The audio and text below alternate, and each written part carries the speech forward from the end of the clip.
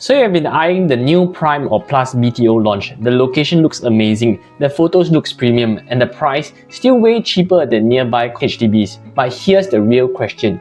Is it a smart move or a long-term trap? Most people only look at the location and the price, but very few actually understand the restrictions that could affect your life 10 years from now. In this video, I'm going to break down everything, what's really the difference between Prime, Plus, and Standard, why some buyers might regret their choice, and how to decide which one fits your future plans best. So before you lock in your dream BTO, watch this till the end. It might just save you 10 years of regret. So what is Plus, Prime, and Standard? So it's a new BTO scheme since 2024 October, whereby standard flats you can buy, it's all your normal BTOs that have little to no restrictions, just 5 years MOP only. Then the Plus flats is usually at better locations across Singapore, usually nearer to amenities, usually nearer to city center. And you have good connectivity, proximities to MRT, city center, and some may come with unique features such as waterfront living. So Prime flats are usually in the best locations. Usually it's centrally located, well served by comprehensive amenities, usually in the CBD area. Kallang Whampoa is another one of them. Queenstown Commonwealth is another one of them as well. So what is Plus, Prime, Standard? So you can see the difference. The Standard is in majority of the supply. However, for Plus, which comes in fact in October 2024, it's choice locations within regions. So based on the previous BTO, we saw Bayshore is one of them that has Plus location. Then Prime locations usually is within city center or the Greater Southern Waterfront, which haven't launched yet. The subsidies wise, the most subsidies will be the Prime because actually the value of the land is much more higher. But because they want to sell to Singaporeans at a cheaper rate, so they give a lot of subsidies. Then for Plus as well, the value of land is higher, but they give a slightly lower subsidies compared to the Prime area. As you go along Standard, Plus, Prime, you have more restrictions. Like for example, Plus and Prime will have 10 years MOP.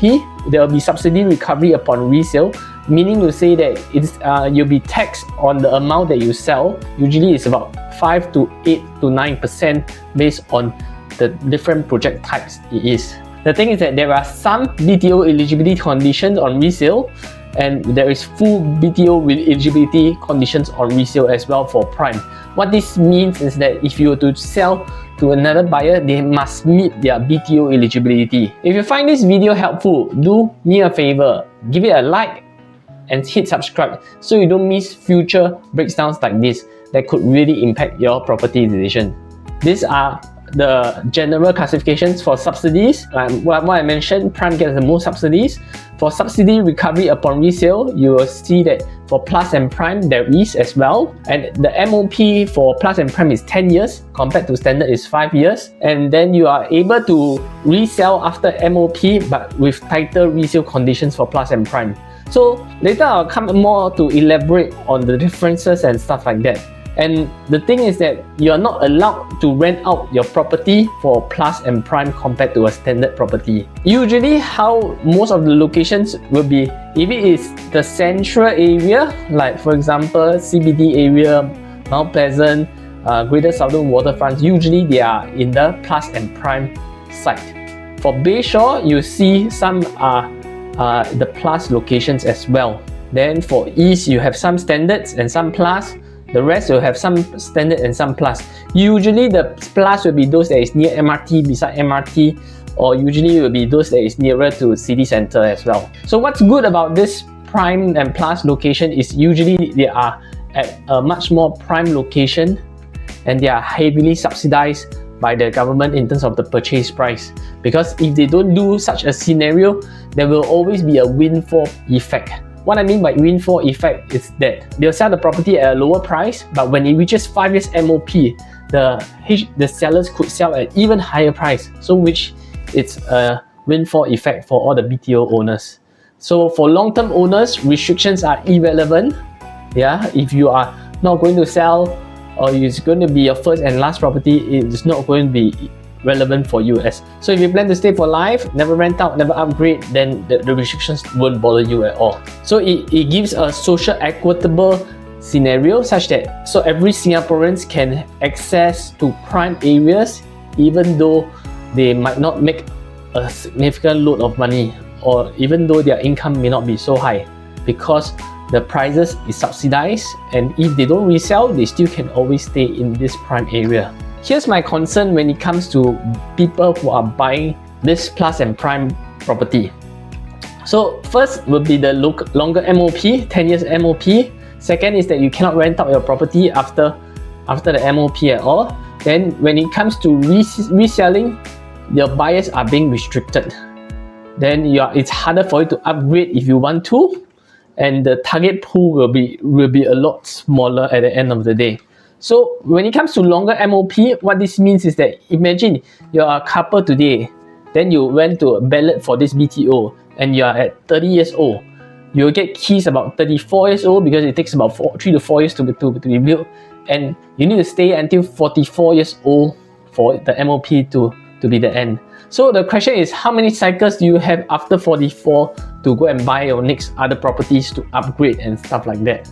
So the number is a lot lesser already compared to someone whose MOP is at 39 years old. Then you can see that they have additional 1 or 2 more cycles in play also. So what if at this point you have a kid that is still going to school at that time? So chances are you might not move at the end of the day, because it will be quite disruptive to your kids' studies and education as well. Another point is that you are not allowed to rent out your flat even after MOP. There is a possibility you loss of passive income also. So because people from staying at the standard flats, they are able to rent out their HDB flats after MOP. It gives an extra source of retirement income, or if let's say you are moving in to stay with your parents, or you live overseas, you are able to rent out your property. But when you are staying in a Prime and Plus property, you are not able to do so. So you cannot rent out. So it also reduces the exit options for you, because there is a lot of financial inflexibility as well. Imagine this, you get a job overseas and you want to move in with your parents. There is a lot of restrictions involved. You can't rent out and you can't sell easily also due to the longer MOP period also. There is also resale eligibility tagged to the income ceiling. What I mean is that the buyer pool that can buy your property needs to meet the income ceiling of 14K in the BTO. Meaning to say that if a buyer who is earning more than 14K, they are not eligible to buy your property. So this is one of the biggest concerns, is because let's say a private property owner sold their property and then wants to downgrade to this property, they are not able to do so as well if their income is above 14K at the end of the day. Compared to a standard resale flat, anyone can buy any property also. And wealthier buyers will avoid your flat, especially for those who want to stay near city center. They are downgrading from their condo and have no needs for grant at all. So they will not be able to buy your property at the end of the day, because even if they love the location. If you find this video helpful, do me a favor, give it a like and hit subscribe so you don't miss future breakdowns like this that could really impact your property decision.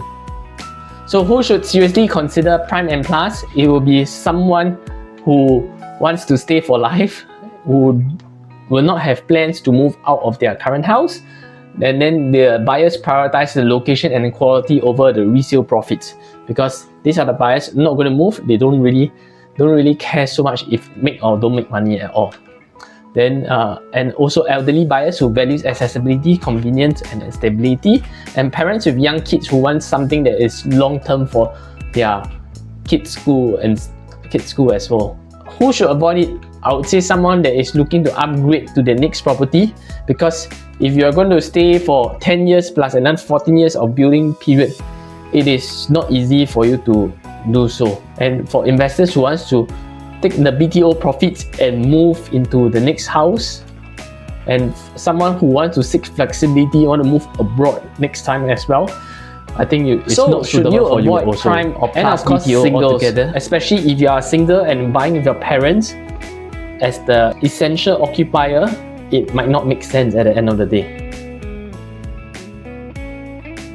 Honestly, it all depends on your life stage and future plans. If you're the kind who just want to settle down in a great location for good and you're not thinking about upgrading, renting out or investing, then Prime and Plus can offer amazing value. You're getting good location, design, heavy subsidies all in one. But if you're someone who values flexibility, whether it's upgrading in future, building wealth through property, or just keeping your options open, then these restrictions may lock you in more than you expect. So before choosing based on location alone, ask yourself this question: will my needs change in 10 years? Because once you are in, changing your mind can be costly. Let me know in the comments below, would you go for a Prime, Plus or Standard BTO, and why? I'd love to hear your thoughts and help others in the same situation learn from different perspectives. And you want help planning your next move, just drop me a WhatsApp. I'm here to help you make a smart, future-proof decision.